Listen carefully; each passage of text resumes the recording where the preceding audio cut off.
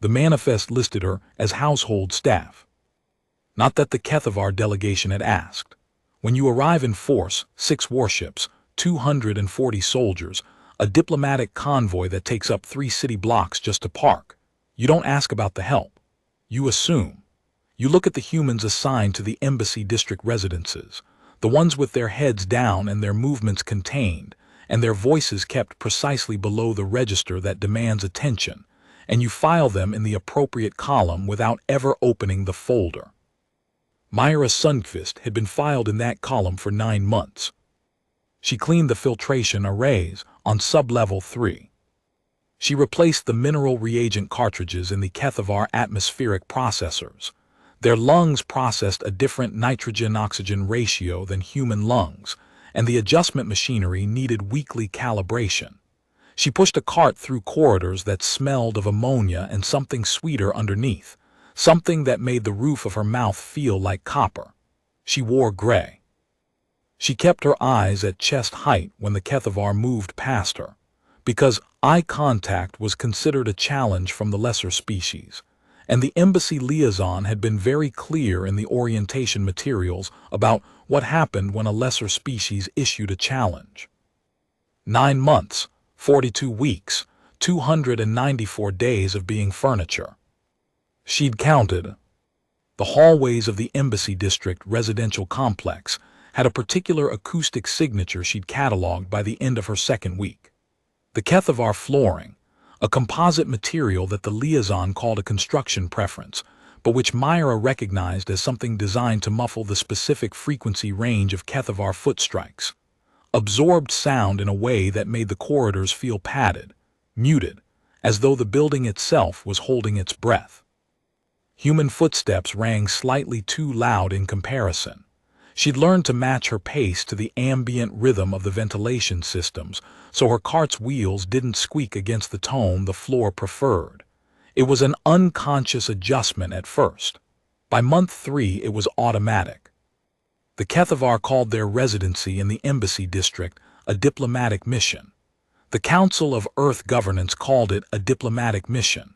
What it actually was, what anyone who looked at the troop numbers and the weapons manifests, and the way the warships were positioned in low orbit would have recognized immediately, was a soft occupation with polite paperwork.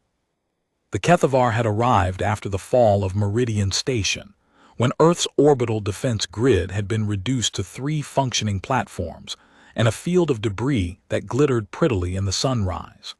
They had arrived with gifts and treaties, and a very specific list of resource concessions framed in the language of partnership. They were waiting, Myra had concluded, for something. She hadn't known what for the first 7 months. She knew now. She had found the first device on a Tuesday, in the mechanical access tunnel behind filtration array C7. At first she'd thought it was a piece of failed Kethavar equipment. They dropped things, occasionally alien components that clattered off carts and rolled into the gaps between wall panels. She'd picked it up automatically, the same way she automatically replaced blown reagent cartridges and automatically wiped condensation from the access tunnel floors, and automatically existed in the negative space that furniture occupies. It was the size of her fist, hexagonal casing. The surface was not metal. It had a texture she associated with deep-sea bivalves, something between shell and cartilage, with a slight give when pressed that released back slowly, like dense foam remembering its shape. There was no obvious power source, no visible port, no seam. It was warm. The warmth was not the warmth of a recently used object cooling down. It was the warmth of something in ongoing operation, sustaining itself, metabolic almost, which was a strange word to apply to a machine, but which was nonetheless the word that came to her. It was also, she realized, vibrating at a frequency just below audible range. She set it down. She pushed her cart to the end of the tunnel. She went back to the residential cleaning schedule and spent the next 4 hours thinking about it while she stripped mineral deposits from the secondary atmospheric vents, working her way through the logic of what the thing could be and discarding explanations in order of their implausibility. By the time she'd reached the fourth filtration stack, her mental discard pile was significant, and what remained was a category she'd been reluctant to open. That night, in her housing block 7 blocks from the Embassy District, she took a long shower and stood with the water running cold against the back of her neck and thought about what she knew. She'd grown up on the Lofoten Islands. Her mother had been a marine biologist, the specific kind of marine biologist who worked in the deep cold waters of the North Atlantic, below the photic zone, where light ceased to be a reliable medium and other sensory channels took precedence. From age 9 to 16, Myra had spent her summers and most of her winters on research vessels, watching her mother lower hydrophones into water so dark it might as well have been a different universe. Sound traveled differently down there. Things that seemed silent at the surface were deafening 50 meters down. Her mother had once told her that the deep ocean was not a quiet place. It was a place where the frequencies humans defaulted to were simply the wrong ones. You had to adjust your listening before you could hear anything real. The device had been vibrating at approximately 42 hertz. She'd felt it in her fillings. She went back the next day. She found 3 more. The thing about being treated as furniture is that you get very good at understanding the room. Furniture doesn't threaten anyone. Furniture is overlooked, worked around, moved when inconvenient. But furniture is also always present. Furniture hears everything. Furniture sits quietly in the corner during the conversations that matter, and nobody thinks to wonder if the chair is paying attention because of course the chair isn't paying attention. The chair is a chair. Myra had been paying attention since day 1. She knew the rotation schedules of the Kethavar Honor Guard by cardiac signature. They had a slight bioluminescent pulse at the throat when their body temperature elevated, which it did predictably when they changed posture from rest to active. The pulse was subtle, a half-second of pale gold light beneath the carapace seam at the jaw, visible only if you were looking at exactly the right angle from close range.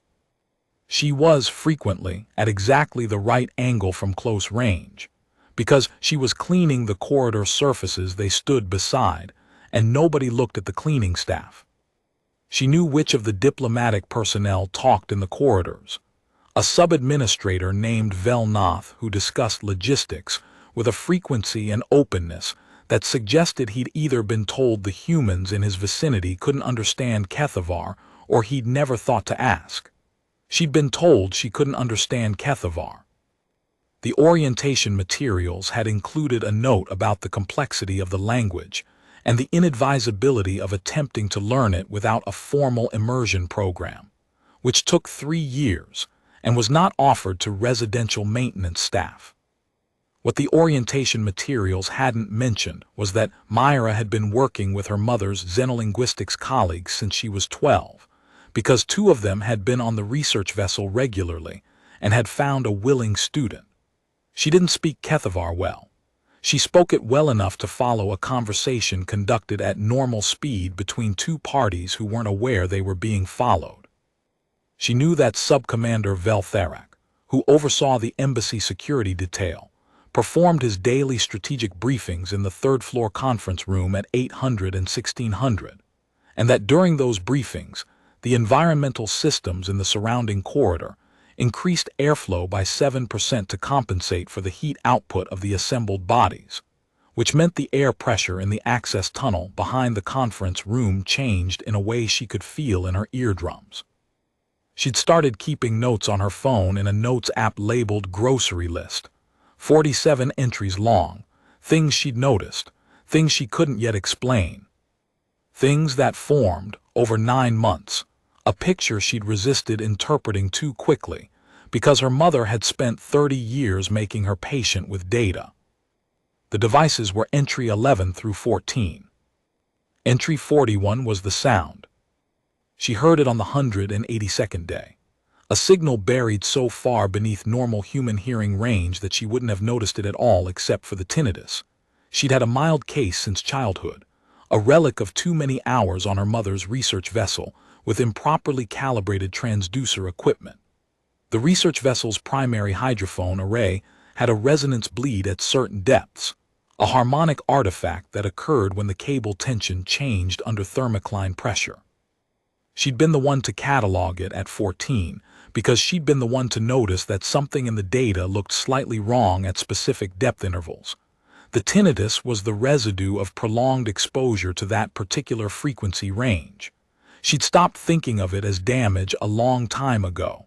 Her mother had said, "Your ear taught itself to listen more broadly. There are worse injuries." The tinnitus gave her a baseline. When something interfered with that baseline, she felt it as a shift in the texture of her own skull, like a hand pressing gently against the inside of her head from a direction hands weren't supposed to come from. She'd been in the sublevel mechanical access corridor at 3:40 hours because the tertiary filtration array ran hot overnight, and the reagent exchange had to be completed before the morning shift activated the primary atmospheric systems. She was alone. The lights in the access corridor were at 20% because nobody important was present to require full illumination. The air smelled of the same copper and ammonia combination she'd mapped to the atmospheric processors, and beneath it, the faint mineral dust of the reagent exchange she'd just completed, and beneath that something else, a pressure almost, a quality of the air that wasn't a smell but was something her body registered in the same approximate sensory neighborhood. The signal lasted 4 seconds, then it was gone. She stood perfectly still for a long time. Long enough that the motion-sensitive corridor lighting dimmed further, and the access tunnel felt like the inside of something very deep and very cold and very dark, which was a feeling she'd had before and which she found, genuinely, clarifying. Then she went back to replacing the reagent cartridges, because the morning shift started in 2 hours, and the job still needed doing, and she was, after all, household staff. But she'd recognized the pattern. Not the signal itself. She'd never heard a Kethavar sub-frequency transmission before. What she'd recognized was the shape of it, the way it had a carrier wave and a modulated layer and a third layer beneath that, nested, the way deep ocean bioluminescent communication worked. Her mother had spent 3 years cataloging the acoustic signaling of species that lived below the photic zone, creatures that had evolved in water so dark that light-based communication was absurdly expensive in energy terms. They didn't talk in a single channel. They broadcast on multiple frequencies simultaneously, using the resonance interference between layers to encode information that no single-channel listener could intercept or easily decode.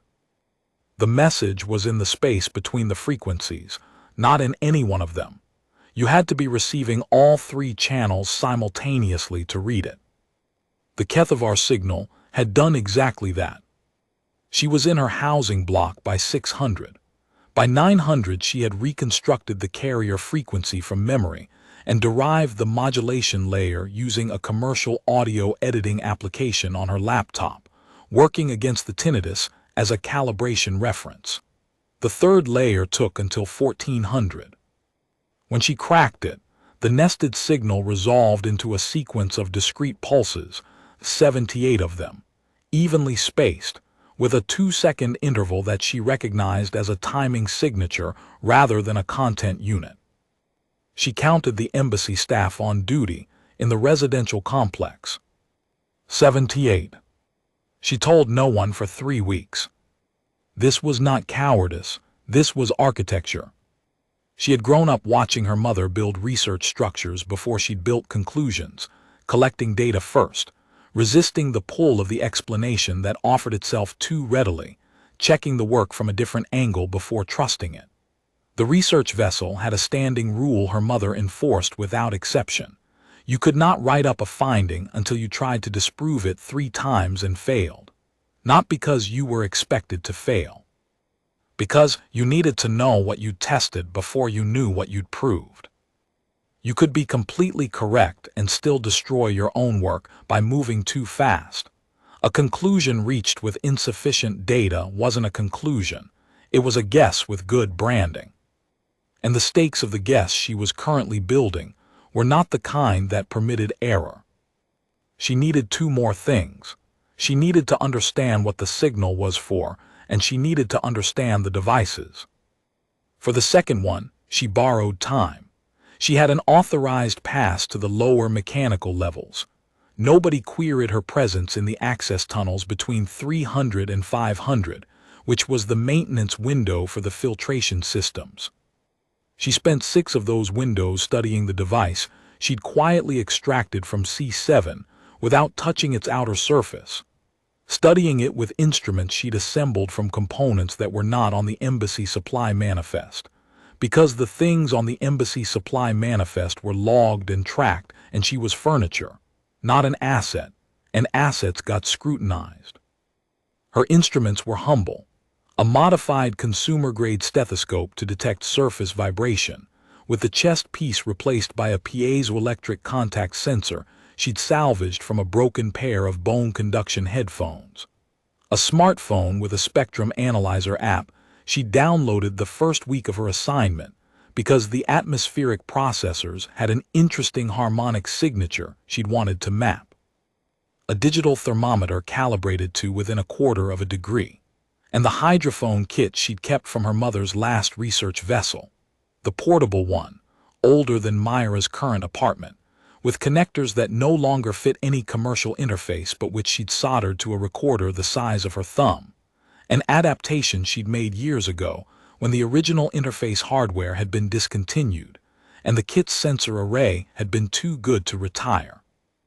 On the 6th session, working in the 20% lit access tunnel at 400 with her cart parked perpendicular to the tunnel entrance and her back against the wall so she could see both directions, she got a clean recording of the device's internal vibration.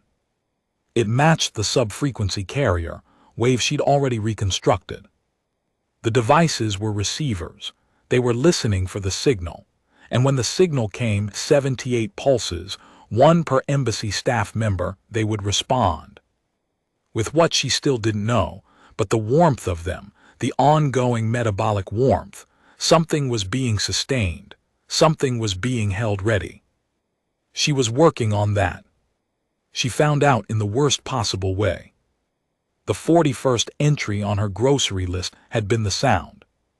Entry 42 was written in the housing block bathroom at 2:30 on a Thursday morning in the 9th month, after she'd watched, from behind a service cart in Corridor B-Level 7, as Subcommander Veltharek and 2 of his adjutants stood over a holographic projection of the city and discussed, in Kethavar, which they assumed no household staff spoke, the timeline for what they called the clarification. She'd been passing the door when it opened from inside, not for her, for a diplomat whose name she didn't know, an exit that had created a momentary gap in the doorway's acoustic seal.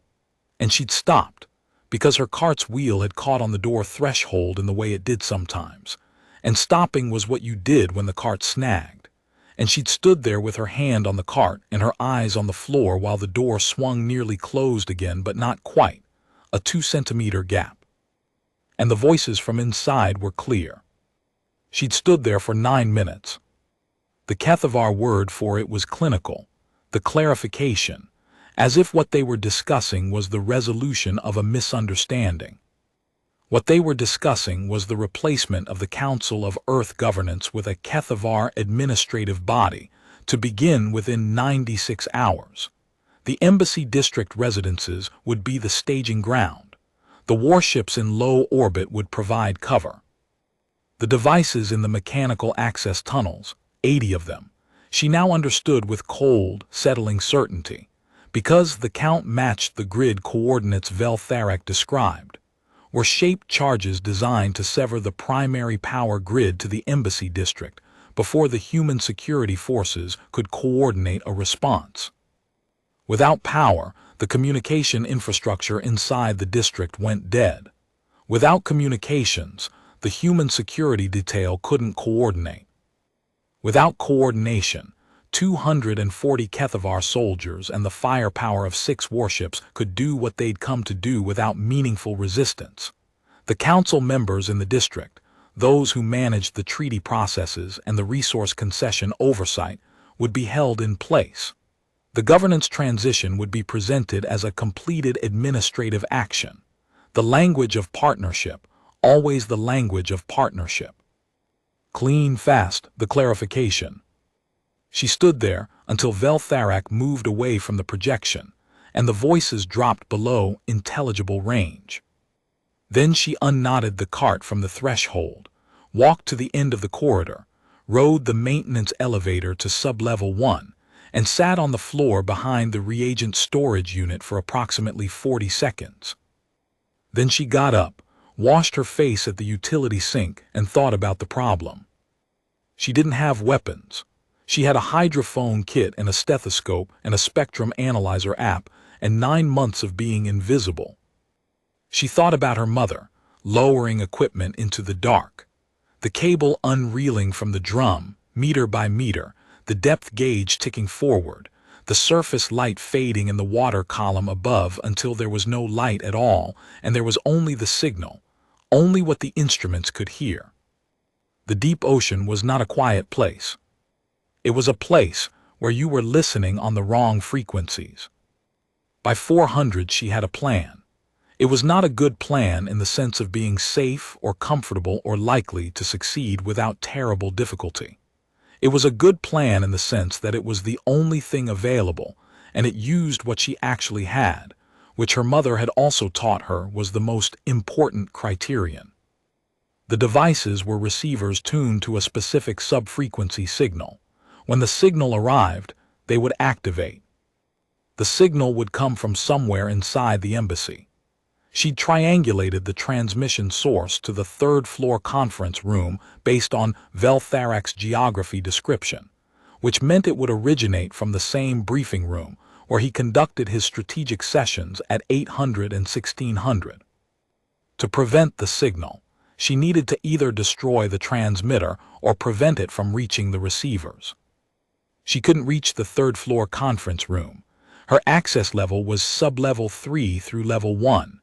The conference room was on level 3. There was no maintenance route that put her in legitimate proximity to it without triggering a security query she couldn't answer. And a security query at this stage, 96 hours before the clarification, with the devices already in place, was something she wasn't willing to generate. But she didn't need to destroy the transmitter. She needed to make the receivers think they'd already heard it.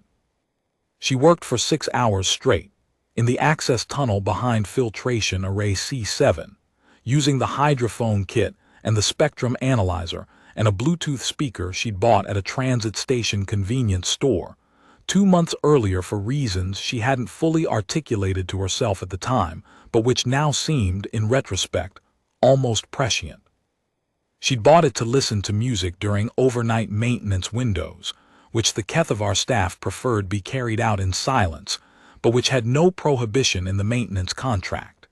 She'd listened to a lot of old Nordic folk recordings in sub-level corridors at 400. She'd never expected the speaker to become operational equipment. The principle was her mother's. When you couldn't hear the signal, you generated the interference. When the deep ocean animals wanted to mask their communication from predators, they broadcast a layer of acoustic noise tuned to the exact frequencies a predator's sensory organs were optimized to process, not silence, but saturation. You didn't hide by going quiet. You hid by filling the space with so much of the right kind of nothing that the thing listening couldn't find the signal beneath it. The noise had to be the right shape. Undifferentiated static didn't work. The predator's nervous system was built to filter static. What you needed was structured interference, something that resembled signal enough to occupy the processing channel without delivering actual content. She was going to jam the receivers, not with silence, with a signal they'd already processed. The devices were looking for a very specific trigger, 78 pulses at a precise carrier frequency, nested in a 3-layer broadcast structure. If she could synthesize a false version of that trigger and broadcast it at slightly the wrong amplitude, the receivers would parse it as a failed activation cycle and reset to standby mode. They'd be looking for the real signal to follow, a confirmation burst, she hypothesized, based on how the nested structure was organized. It wouldn't come, because the noise floor she was going to construct around them would have already taught them that the first signal they'd received was bad data. They'd sit in standby loop, waiting for a clean transmission that the false trigger had already conditioned them to distrust. She'd never tried this with alien technology. She'd done it with hydrocaustic equipment on a research vessel in the North Atlantic when she was 14, trying to redirect a pod of sperm whales away from a nearshore seismic survey zone. The seismic survey ran at frequencies that overlapped with the whales' navigation channels. The animals had been following a track that would put them directly in the survey grid.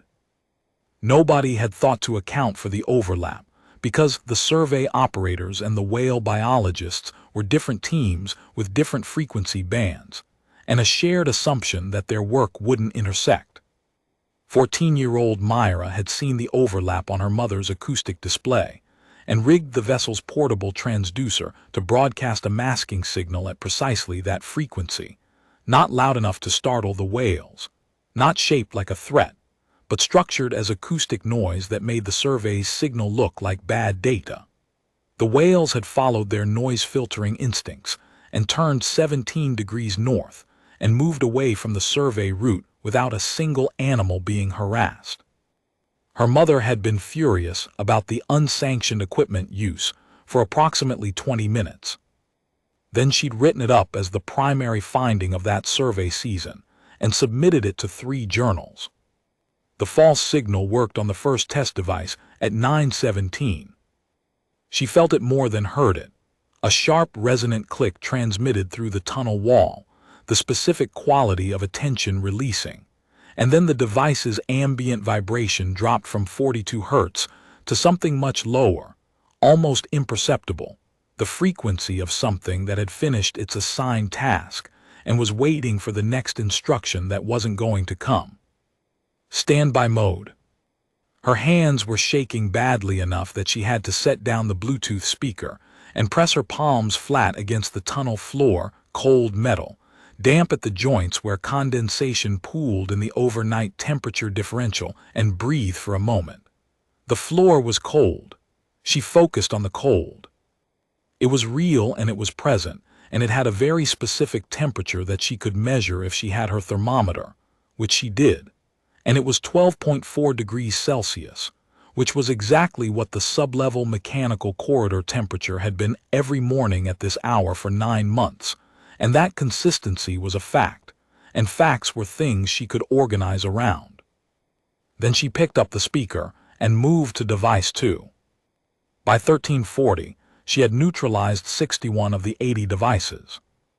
She had found 61 of them herself, cataloged over 9 months of slow, methodical attention, paid to spaces that no one else thought required attention. She knew where 61 were. She didn't know where the other 19 were. She sat in the access tunnel behind C7 and ate half a protein bar she'd had in her cart, one of the ones with the too sweet oat base that she'd been carrying for 3 weeks because she kept forgetting to eat it, and now she was eating it on a tunnel floor in a Kethavar-occupied building, while the civilization she'd grown up in balanced on whatever she decided to do next, and thought about this. The embassy complex was larger than the residential zone she had access to. There were 3 administrative wings she'd never entered, a communications infrastructure level she didn't have clearance for, and a lower sub-level, sub-5, that appeared on no maintenance schedule she'd ever received. 19 devices, 19 locations she didn't know. The shaped charges didn't need all 80 to function, they needed enough. She didn't know what the Kethavar engineering threshold was. Maybe 61 neutralized out of 80 was enough to cause cascade failure in their detonation sequence. Maybe it wasn't. Maybe the 19 she didn't know about were the redundant backups, specifically placed in positions that weren't on maintenance routes for exactly this reason. The engineering of this operation suggested thoroughness. Thoroughness suggested redundancy. Redundancy suggested the 19 were load-bearing. She thought about the whales. She hadn't redirected the pod by neutralizing every possible acoustic pathway the seismic survey might reach them through. She'd redirected them by changing what they heard first. First impression, in acoustic ecology, determined behavioral response. The whales had moved because their first read of the environment told them to move. They didn't stay to verify whether secondary channels confirmed the primary. The nervous system made its decision and committed. The Kethavar transmitter was going to broadcast from the third-floor conference room. It was going to send the trigger signal outward through the embassy's internal atmosphere at subaudible frequency. The same physics her mother had spent 30 years studying, because sound in an enclosed atmosphere behaved almost identically to sound in water if you accounted for density differential. It would propagate in expanding wavefronts. The devices would receive it in sequence, closest to farthest. If she couldn't reach the farthest 19 directly, she could change what the signal was doing before it reached them. She could change what it meant. The atmospheric processing system for the embassy complex ran through a central trunk duct on sublevel 2, a shaft approximately 2 meters in diameter that ran the full vertical height of the building and connected to distribution branches on every floor. She had access to it for calibration. She had never calibrated it to do what she was about to make it do. The trunk duct was, functionally, a resonance chamber. She'd recognized it the first time she'd entered it for a calibration run, in her 3rd week on the job. The acoustics were distinctive. The duct's internal geometry created standing wave nodes at specific points along its length, and the wall material, the same composite as the flooring but under higher tension, had a resonant response at frequencies she found interesting. She'd mentioned it to no one because there was no one to mention it to, and because she hadn't known yet why it was interesting. She'd filed it in the part of her mind that held things she was still figuring out. She knew now. The duct's resonance geometry would change any signal that propagated through it. Not randomly, predictably, in ways that depended on the signal's frequency, the duct's dimensions, and the temperature differential between floors. She could calculate those changes. She'd been calculating resonance response in enclosed acoustic environments since she was old enough to run her mother's numbers. She needed to change the Kethavar trigger signal before it reached the 19 devices she couldn't access directly. She needed to change it just enough, not enough for a human to notice, not enough to constitute white noise jamming that the Kethavar systems would flag as interference, but enough that when the signal arrived at those 19 receivers, it arrived at the wrong amplitude, carrying the same ghost of a previously processed pattern that she'd used to neutralize the first 61. Enough that the receivers would parse it as a failed activation cycle and enter standby. Enough that they'd be waiting for a clean transmission that was never going to come clean enough for them to process correctly. The trunk duct ran from sublevel 5 to level 4. She had access to the calibration ports at sublevel 2. The conference room where the transmitter would broadcast was on level 3. The signal would pass through the duct's resonance zone on its way to the lower levels. She had 7 hours. She had to stop once for 40 minutes when a Kethavar maintenance supervisor ran an unscheduled inspection of the atmospheric processing level. She heard him coming from 2 corridor intersections away. His footfall pattern had a distinctive weight distribution she'd cataloged in month 2, heavier on the left side, which she'd attributed to an asymmetric load carried habitually, possibly a side arm in a holster she'd never confirmed visually. She was behind a secondary junction panel when he passed. Not hiding exactly, she was doing exactly what her maintenance schedule said she was supposed to be doing. At the calibration port, she was authorized to access, with the calibration tool in the configuration that corresponded to the task logged against her badge. He didn't look at her. Of course, he didn't look at her. When he left, she waited 4 minutes, listening to his footsteps attenuate down the corridor until the ambient noise of the ventilation systems absorbed them entirely, and then she went back to work. Her hands were steady. She'd found that the steadiness came when she was working, when the problem had become concrete and the solution had become physical, when there were specific things to do in a specific order, and the doing of them was the only thing that mattered. At 19:15 hours, 6 hours and 43 minutes before the scheduled time of the clarification, she finished. She packed her tools back into the maintenance cart with the same order and care she used after every maintenance session, because disorder in a cart was noticed, and she wasn't going to be noticed now. She replaced the calibration port covers. She reset the atmospheric processing logs to reflect a standard calibration cycle, because the logs were reviewed weekly, and there was nothing in them she wanted anyone to find.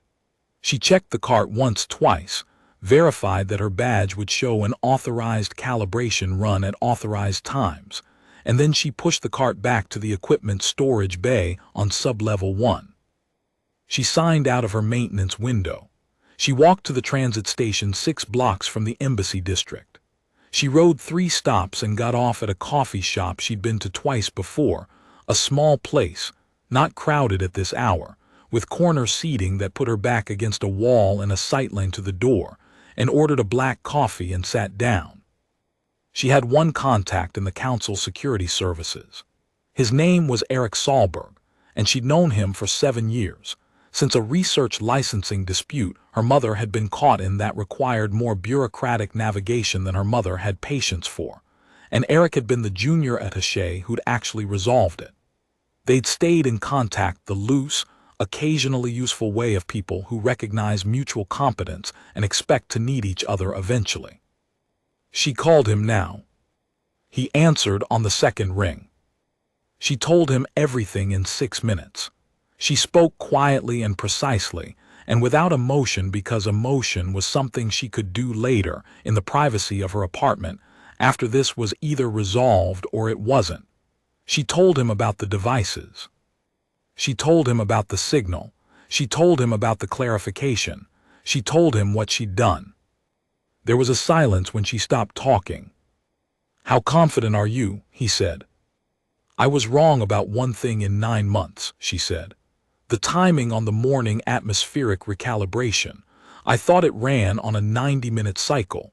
It's actually 87 minutes. Another silence. She could hear him thinking, the specific quality of someone organizing information at speed, deciding what required immediate action and what required verification. "Stay where you are," he said. They came for her at 2047, not Sahlberg, but 2 officers she didn't know in civilian clothes, who sat down across from her without introducing themselves and asked her to walk them through everything again with documentation. She walked them through everything again with documentation. She had 46 of the 47 grocery list entries photographed or recorded on her phone, because she'd been in her mother's professional orbit long enough to know that data without documentation wasn't data. It was a story you were telling, and stories required more trust than documentation did. The 47th entry was the bathroom floor notes. She walked them through those from memory, and the officer on the left took notes in a way that suggested he was reconstructing a timeline rather than evaluating credibility.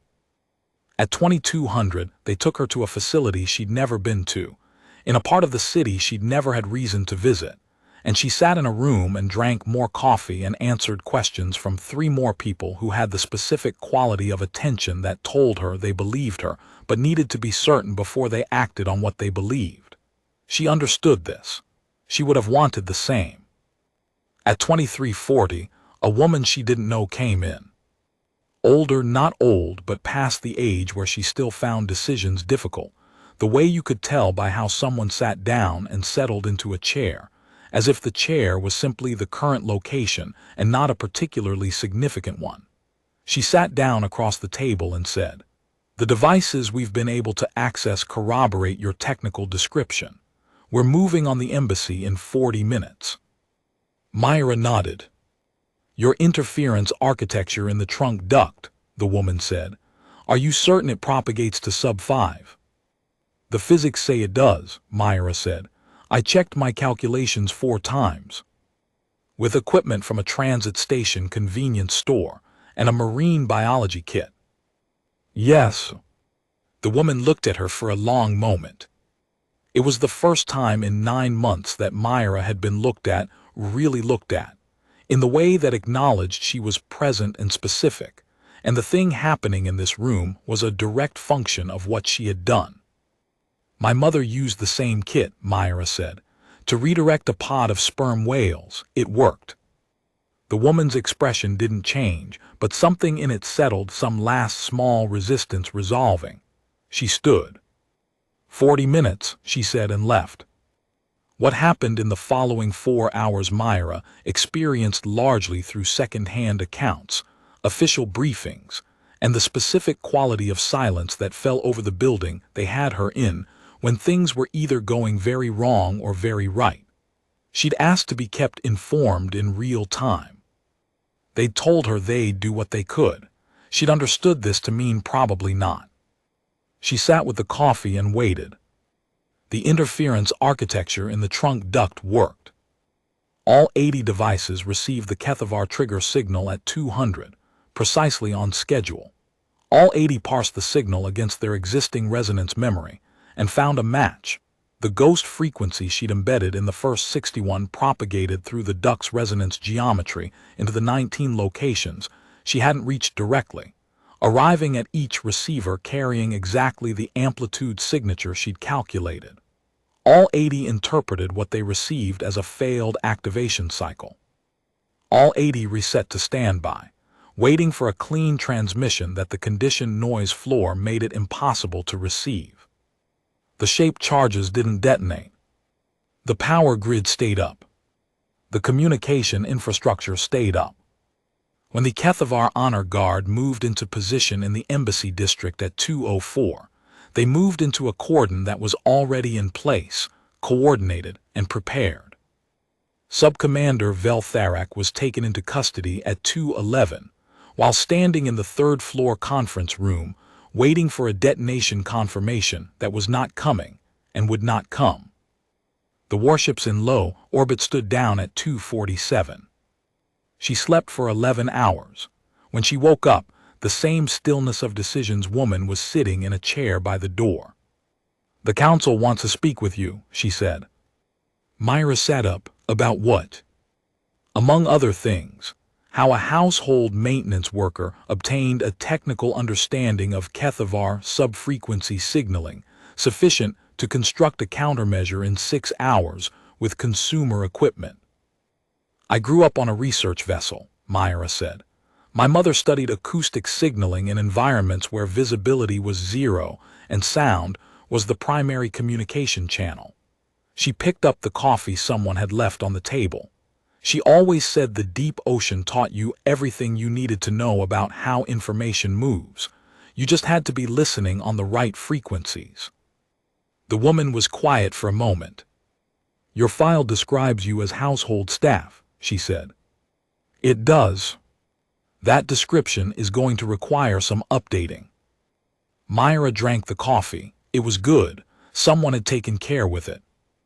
"My mother's file described her as a diver," she said. "She was the person who figured out that the North Atlantic had its own acoustic language. She just spent a long time in the water first." The formal debrief took 4 days. Myra gave them everything. On the 3rd day, one of the engineers, young, the kind of young that came with very recent and very good credentials, said, "You did this with a commercial audio editor and a Bluetooth speaker." "And the hydrophone kit." "The hydrophone kit," he repeated, "the portable one with the soldered connectors." "It was my mother's." The transducer housing cracked, but the sensor array was still good. He was quiet for a moment. Then, "Where did you learn the resonance calculation method?" She thought about the research vessel, the depth gauge, her mother's hands on the cable.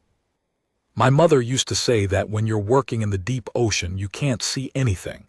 The only tool you have is what you can hear and what you understand about how sound moves. So you learn to understand how sound moves better than anything else." She paused. "I was paying attention." Administrator Fen Yashvili told her on the fourth day that the council was forming a new intelligence unit. Subfrequency analysis, acoustic ecology as applied to alien communication systems. A field that the Kethavar incident had demonstrated was more operationally relevant than anyone had thought to make it. The unit needed a director. "I'm household staff," Myra said. Administrator Yashvili's expression shifted in the way still water shifts when something moves beneath it. "The manifest listed you as household staff," she said. "The manifest was wrong." 14 months later, a second Kethavar delegation arrived. Smaller, genuinely diplomatic. Their lead negotiator, Velsureth, asked to meet the person responsible for the failure of the Veltharic operation.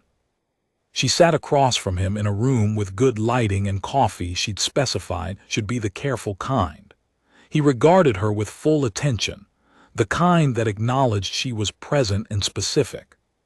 "You were listed as household staff," he said. "I was. Our intelligence assessment classified the human residential support staff as non-threatening, non-operational." He paused. "This assessment was incorrect." "Yes. My question is how, the technical understanding. It is not consistent with the function you were performing." She thought about the hydrophone going down into the dark. "The deep ocean is not a quiet place," she said. "It's a place where you're listening on the wrong frequencies. Once you understand how sound moves, you can hear anything." His throat markings pulsed, the slow half-second luminescence she'd looked up in the xenobiology files. Recalibration. "The Kethavar have a word," he said, "for a being that exists below the threshold of perception. Not hiding, existing. Fully present, fully functional, operating in frequencies the perceiver is not calibrated to detect." He said it in Kethavar. The translator rendered it as, "the thing that hears from the dark." She thought about her mother, the North Atlantic at 300. The research vessels lights small and warm in a vast cold nothing. The hydrophone cable going down. "I know that word," she said. Velsureth said something else. The translator rendered it as, "I know you do." They reached a formal diplomatic arrangement 6 weeks later. The first the Kethavar had entered into without resource concession language. The first built on a foundation they had not arrived with, a revision of their assessment of what humanity was, what it contained, how it listened. The hydrophone kit was still on her desk. The cracked transducer housing sat beside it. Beside that, a framed photograph. The research vessel, the North Atlantic, her mother at the stern with the cable in both hands and the horizon behind her the particular color of pre-dawn at 68 degrees north latitude. The photograph had been taken by 14-year-old Myra, the morning after the sperm whales had turned. Her mother hadn't known she'd taken it until she found the print in Myra's bag on the trip home, and she'd said nothing for a moment. Just looked at it the way stillness of decisions people looked at things that had landed exactly where they'd intended to. Myra kept it there because it was a reminder. The deep ocean is not a quiet place. You just have to be willing to go down far enough to hear it. She'd gotten the job through the standard council labor placement program, the one that routed skilled workers into the embassy district support roles in the months following the Meridian Station fall. The placement coordinator had looked at her file, marine research background, xenolinguistics cross-training, no prior government service, and placed her in atmospheric maintenance because the atmospheric systems in the Kethavar residential complex ran on fluid dynamics principles that had more in common with submarine engineering than with standard building HVAC. She was qualified, technically. The coordinator had found her a position that matched the qualification. What the coordinator had not known, and what nobody in the placement process had thought to ask about, was the rest of it. The 9 years on research vessels, the acoustic ecology field work, the xenolinguistics colleagues who'd been fixtures on those vessels and who'd given her not formal training. She'd never had formal training in any of this. which was perhaps the defining fact of her expertise, but sustained, serious engagement with the questions that formal training didn't yet know to ask. Her mother's world had been interdisciplinary before interdisciplinary was a methodology. Oceanographers who worked closely enough with bioacousticians developed a cross-disciplinary intuition that the formal specializations missed. Bioacousticians who spent time with xenolinguists started to see structural parallels in communication systems that pure linguists weren't equipped to process. The people on the research vessels were people who'd stepped off the edge of their own specialty and into the water between disciplines. Myra had grown up in that water. She thought in it. When the Kethavar technology had presented her with something that didn't fit any single category she'd been formally taught, she'd gone looking in the space between categories, which was where she'd always found the most interesting things. The thing about formal training, her mother used to say, is that it teaches you the questions that have already been answered. What it rarely teaches you is how to recognize the questions that haven't been asked yet. You find those in the in-between places. You find them by staying in the water longer than your colleagues and listening to what comes up from the dark. The second week after the clarification that hadn't happened, before the formal debrief ended and the council appointment was offered, Myra asked to go back to the embassy complex. Not to the parts she'd had access to before. She was done with the maintenance cart and the reagent cartridges, at least in the immediate term, though she'd maintained a strange affection for the quiet, systematic work of it, the way it required attention to things that most people dismissed. She asked to be taken through the parts she hadn't been able to reach. The administrative wings, the communications level, sub-level 5. The council security team that accompanied her was politely but clearly skeptical about the necessity of this. They had engineers now. They had the full technical documentation she'd provided. They had access to the devices and could reverse engineer them. They had her. "I know," she said when the team lead said as much. "I want to see the geometry." He looked at her. "The acoustic geometry of the space," she said. "Where the devices were placed in the levels I couldn't access. I want to verify my interference calculation was correct, and I want to understand how they chose the placement positions." He took her through. She spent 3 hours in sub-5, moving slowly through the mechanical infrastructure levels she'd never been authorized to enter, reading the space. The devices in those 19 positions had been placed with clear acoustic engineering logic, positioned at nodes in the building's resonance structure, where a signal could propagate in multiple directions simultaneously, covering maximum spread from minimum placement. Whoever had designed the system had understood the building's acoustic architecture well. They'd exploited it deliberately. She stood in the center of sub-5 for a long time. The team lead stood at a respectful distance. He'd stopped trying to guide the tour. The building spoke differently down here. The trunk duct's resonance geometry was most pronounced at this depth. The standing wave nodes she'd been using for her interference architecture were clearly audible if you knew what you were listening for, a faint pressure variation in the air that her tinnitus rendered as a specific texture in her ambient hearing. She could feel the building breathing. She could feel where the signal had come from and what it had done on its way down and what it had found when it arrived. What it had found was her interference, her ghost signal, her mother's sperm whale technique, adapted on a housing block bathroom floor at 2:30 in the 9th month of being invisible. The signal had arrived and found a frequency space already occupied by something that looked like itself, that felt like a completed cycle, that told each receiver it was looking for something that was already done. She stood there for a while. "Okay," she said finally to the team lead. He walked her out. On the day she accepted the director appointment, she called her mother.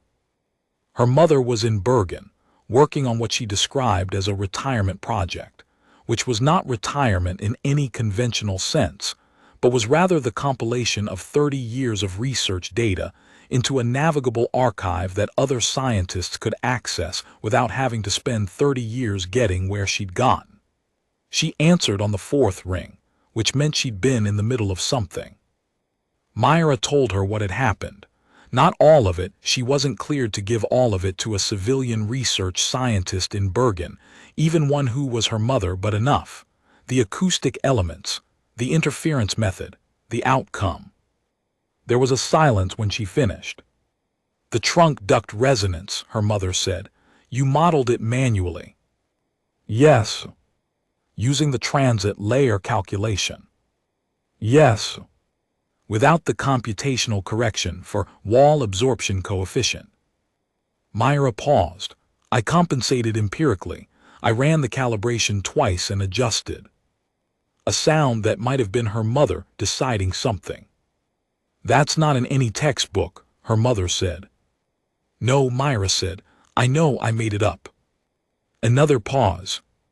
It worked, her mother said. It worked. Silence.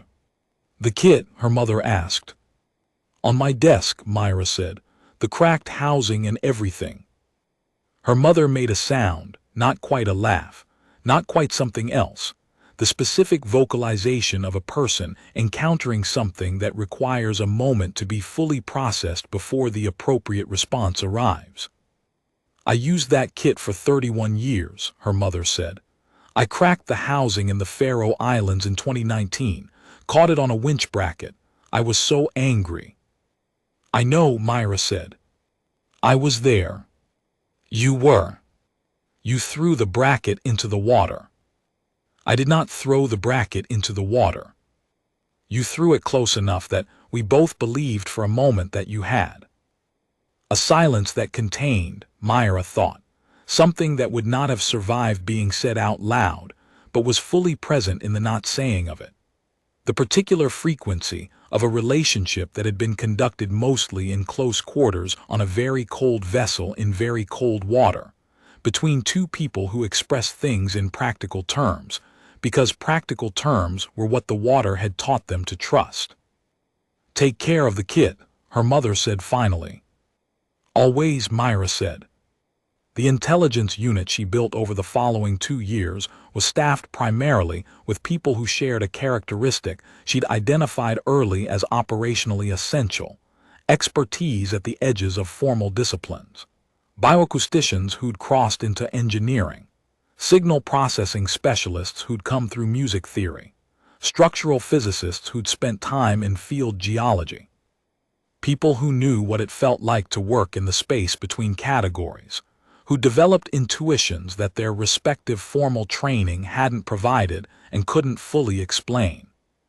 She also hired 3 people whose primary qualification was patience. The ability to sit in a maintenance corridor for 9 months, keeping a grocery list, trusting that the accumulation of unremarkable observations would eventually constitute something remarkable. This was harder to identify in an interview process than technical expertise. She managed it by asking candidates to tell her about the most boring thing they'd ever noticed. The ones who gave good answers to that question were almost always the right hires. The unit's first major operational output, 18 months after its formation, was a complete acoustic map of the Kethavar communication infrastructure in the embassy district. Not the official channels, which were already documented by standard intelligence services, but the sub-frequency layer, the nested broadcast architecture, the resonance geometry the Kethavar used to transmit information in ways that no single-channel listener could intercept. The map was 700 pages of technical documentation, and it rendered visible a communication system that had been operating in a building full of human personnel for nearly 2 years without a single person noticing it. Nobody had been listening on those frequencies. She presented the map to Administrator Yashvili on a Tuesday morning and left a copy on the desk and watched the administrator sit with it for a long moment. How many buildings? Yashvili asked. Every Kethavar-occupied structure in the district has a version of this architecture, Myra said. Some are more developed than others. The residential complex was the most sophisticated because it had the most human support staff.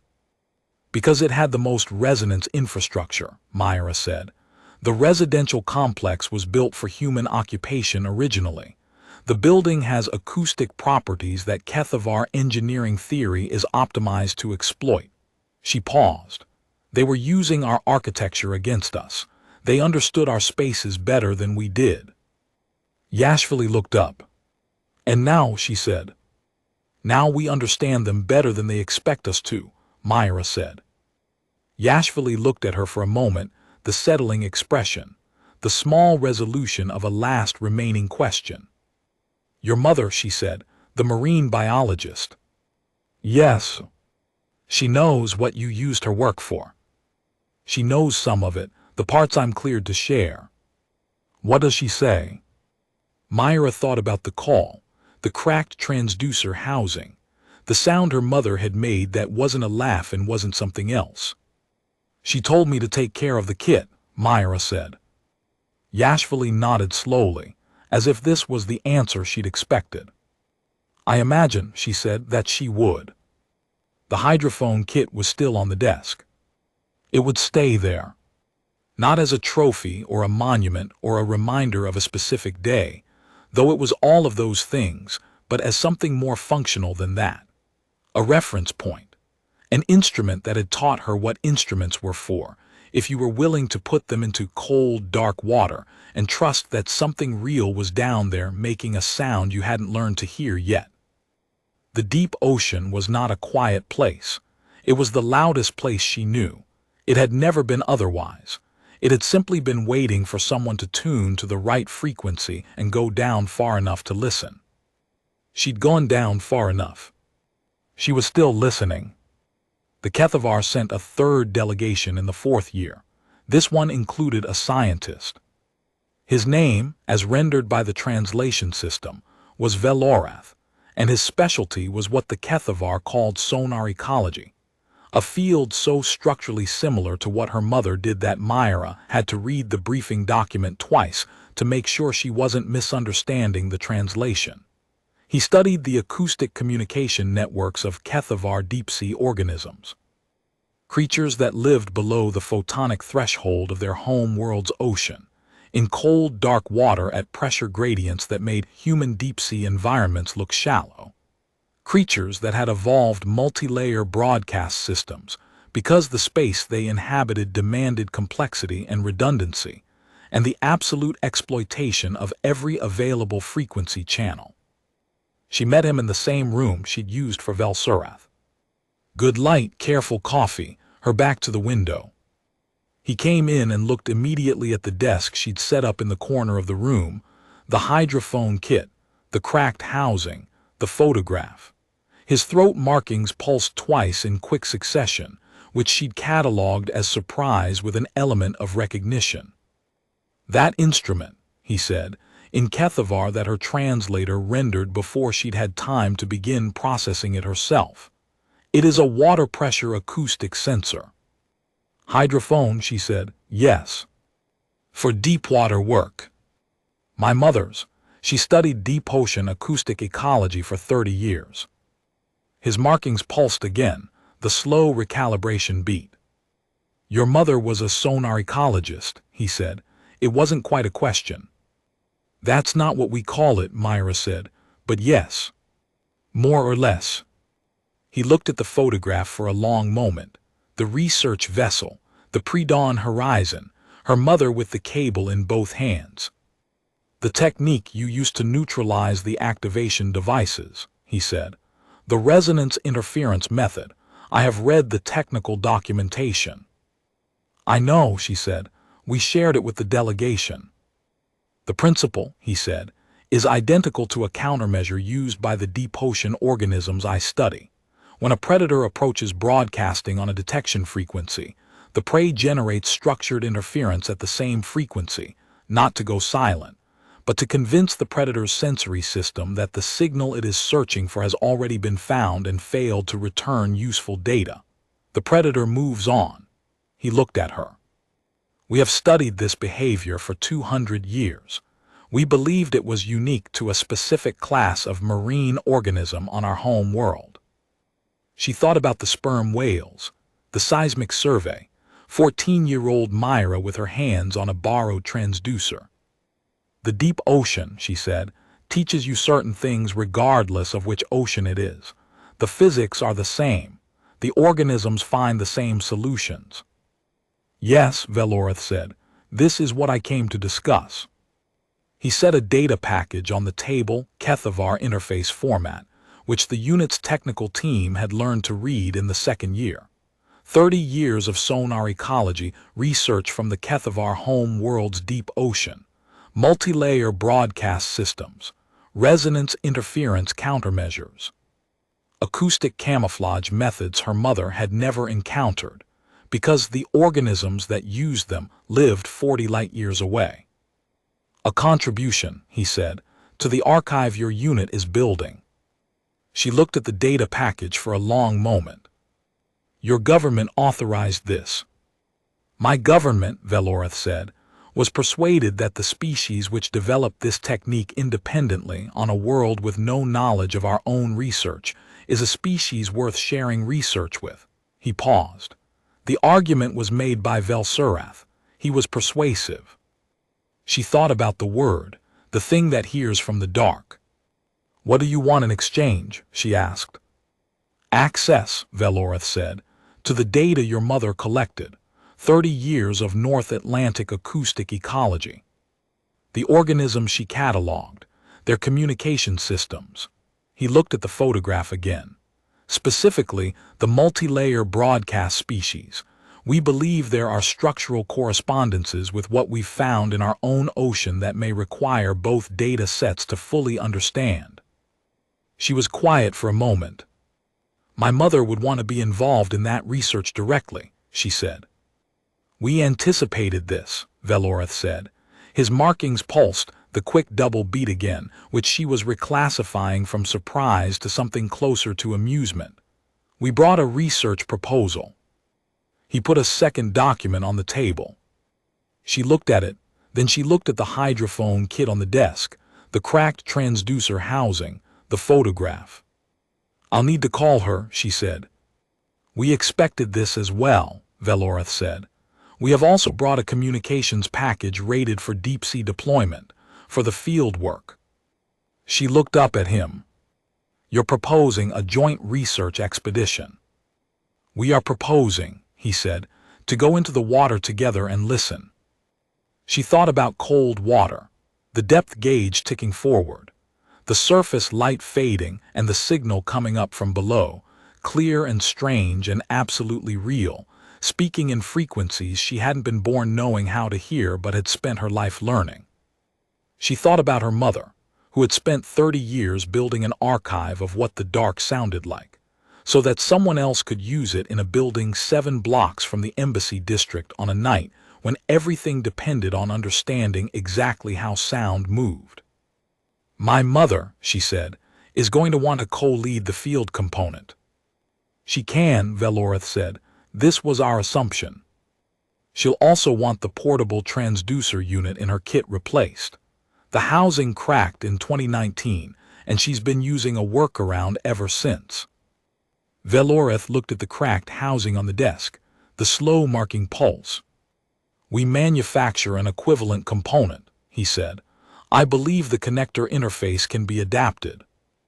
Myra looked at the hydrophone kit, the cracked housing, the photograph of the horizon at 68 degrees north latitude and her mother at the stern with her hands on the cable, looking out at the dark water like it was a conversation she'd been having for 30 years and wasn't close to finished with yet. She thought about the deep ocean. She thought about listening. All right, she said, let me make the call.